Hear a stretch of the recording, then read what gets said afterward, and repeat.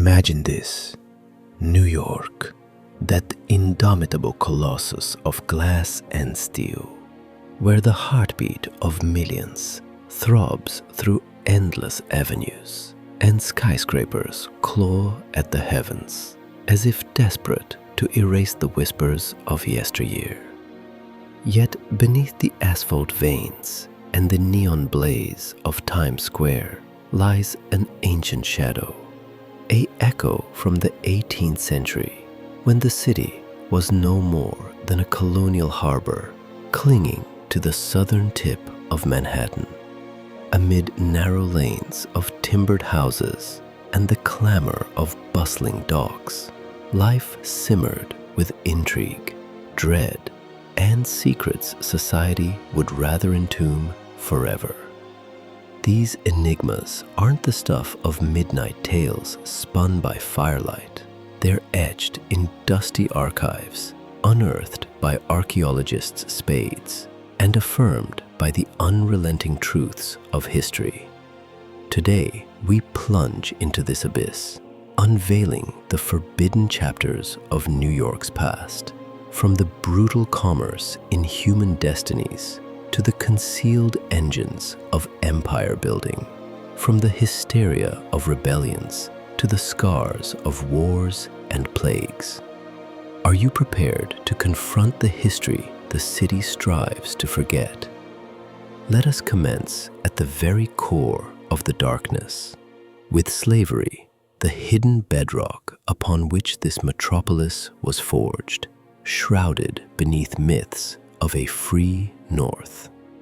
In the 18th century, New York bore no resemblance to the beacon of liberty painted in glossy tour guides. Far from it, this was one of the North's premier hubs for the slave trade, where human existence was commodified and suffering minted into gold.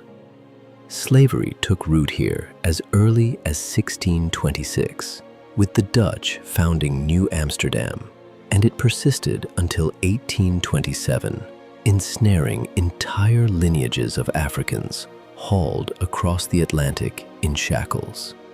By mid-century, enslaved individuals comprised up to 20% of the city's populace, every fifth soul stripped of rights, aspirations, and even their names. They erected New York with their bare hands, digging canals to feed the trade routes, raising wharves for ships laden with sugar and rum, laying the foundations of mansions for the elite, and tilling farms on the island's fringes.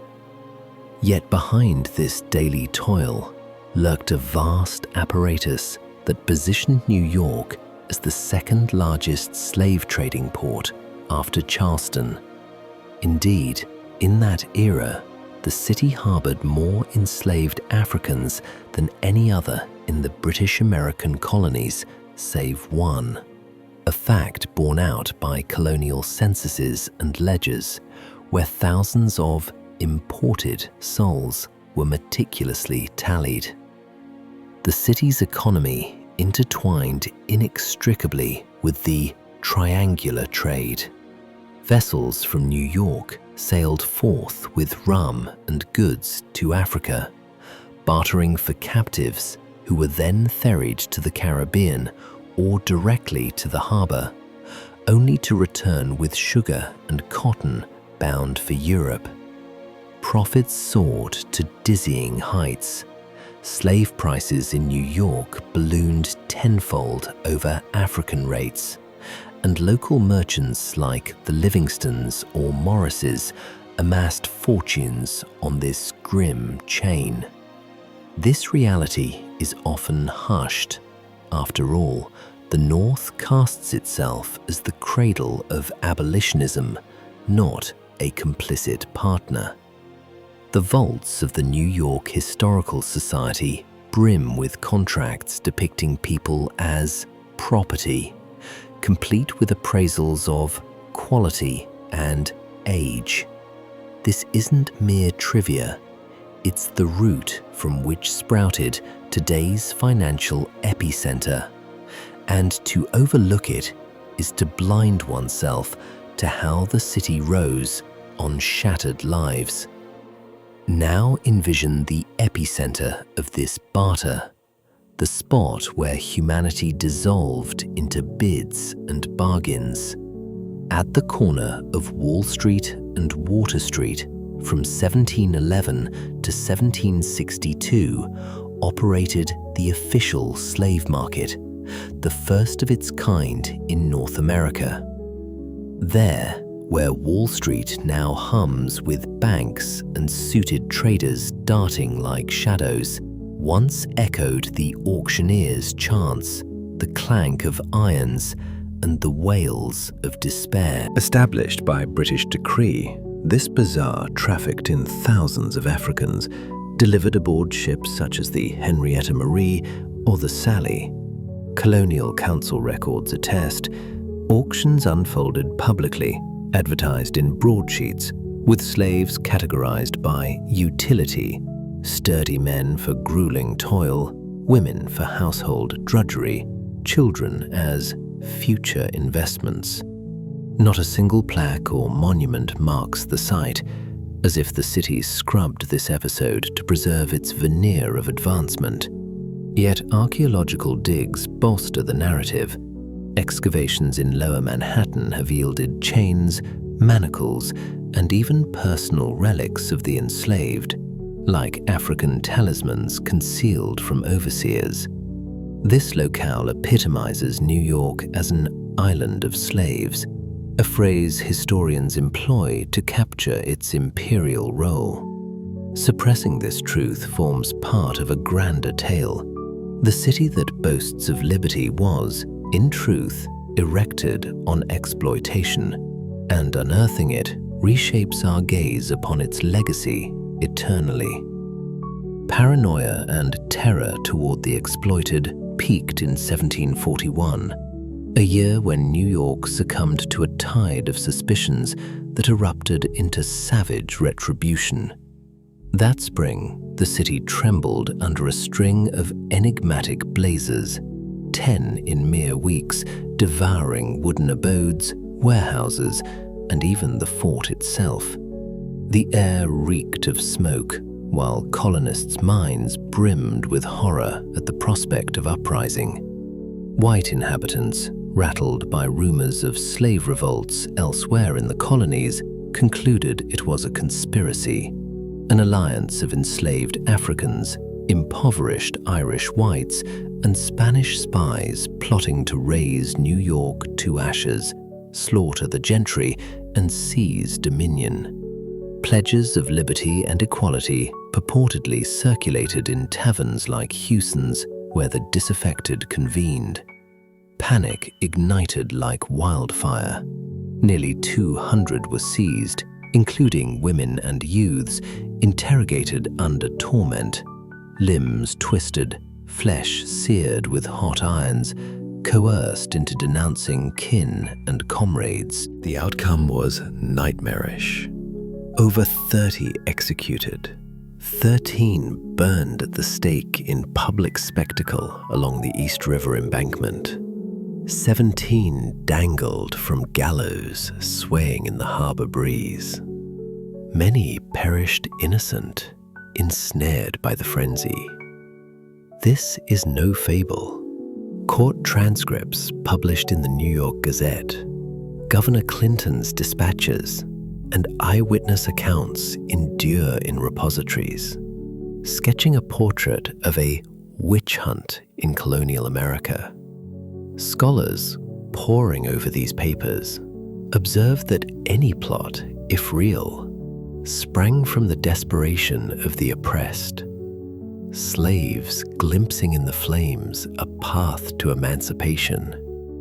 Yet the regime exploited the crisis to tighten its grip, imposing curfews, banning African gatherings post-sunset. Details were muffled for centuries to avoid highlighting fissures in colonial order. But now they serve as a stark reminder of how dread can transform a city into a theater of tyranny. The darkness extended deeper still, into the soil, where the deceased found no repose, their graves emblematic of obliterated anguish. In Lower Manhattan, where governmental edifices of Civic Center now loom, the 18th century hosted the African Burial Ground, or Negro Burial Ground, one of the vastest and most archaic sites tied to slavery in the nation. Hither were carted the remains of thousands of enslaved Africans, those deemed unworthy of Christian graveyards. Over 15,000 interments, often in communal pits, nameless and sans rites. Skeletons later exhumed bore marks of horrors, fractured bones from tortures, evidence of chronic starvation, even bullet wounds from failed escapes. Amid them, however, tokens of defiance, African beads, shells for ceremonies, blended with Christian crosses, illustrating how the enslaved clandestinely preserved their heritage. This ground was stumbled upon in 1991 during construction. Bulldozers struck bones, prompting digs that unveiled the enormity. Burials beyond city walls in outsider land. Today, a national monument, it lay erased from maps for ages, symbolizing New York's denial of its slaving complicity. Experts from the Smithsonian Institution verified many interred were youthful, average age 25, felled by arduous labor and maladies. Traversing these boulevards now, you tread upon echoes of calamity that molded the metropolis.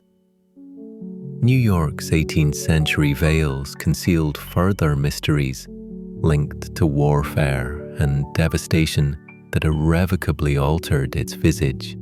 During the Revolutionary War of 1775 to 1783, the city became a stage for occupation. The British seized it in 1776, converting it into their stronghold. For 7 years, New York stood as a British Isle amid rebellious colonies, housing legions of troops, hosting parades, and staging executions. Yet one of the most enigmatic cataclysms was the Great Fire of 1776, which razed a third of the town. On the night of September 21st, flames erupted in southern Manhattan, consuming timber dwellings, sanctuaries, and depots. Gales fanned the inferno northward to King's College, now Columbia University.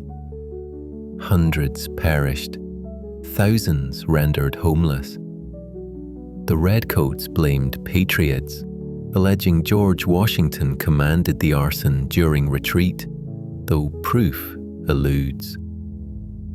Archives, including General Howe's missives, affirm the blaze was accidental or sabotage, yet it obliterated entire districts, including Dutch relics from the 1600s. Subsequent excavations unearthed charred relics, coins, crockery, even remnants of inns where plotters met.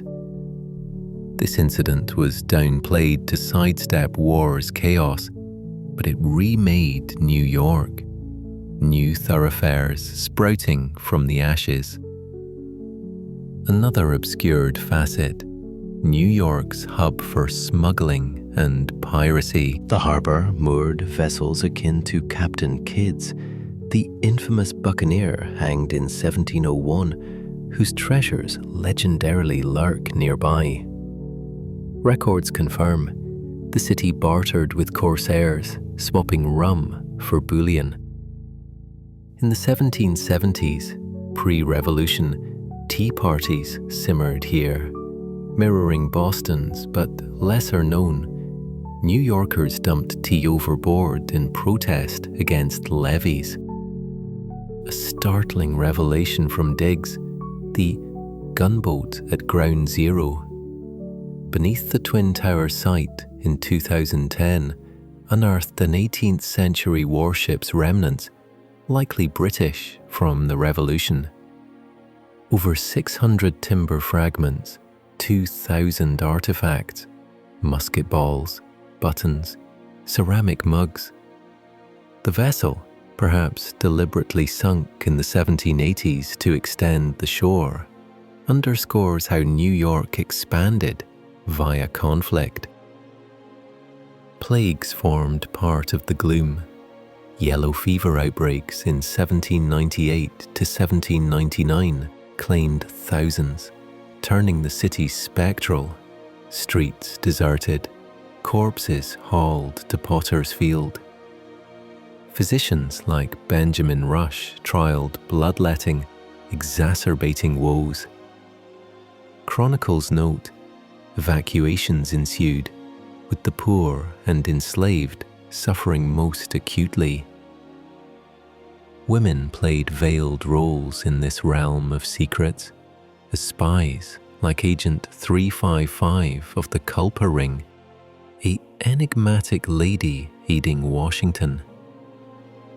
Artifacts from digs, such as tea sets, reveal their quotidian. Tea rituals in loyalist homes served as ciphers for schemes. Briefly touching the mystic, tales where reality merges with the uncanny. In Washington Square Park, once Potter's Field with 100,000 burials, including executed and plague victims, observers spy shades of 18th century children and azure mists. Digs yielded bones and 1779 headstones. On Staten Island, spectres of revolutionary soldiers in antique abodes with rattling chains and drumbeats. Yet these yarns are mere reverberations of genuine tragedies. Why deem these secrets forbidden? They shatter the myth of New York as liberty's bastion. The city burgeoned on oppression, strife, and agony. By unveiling them, we honor memory and glean wisdom. Strolling Manhattan, heed the wind. It carries murmurs from the 18th century. If this narrative kindles your curiosity, press like and subscribe. Ahead lie deeper dives into history's shadows. New York awaits with its enduring enigmas.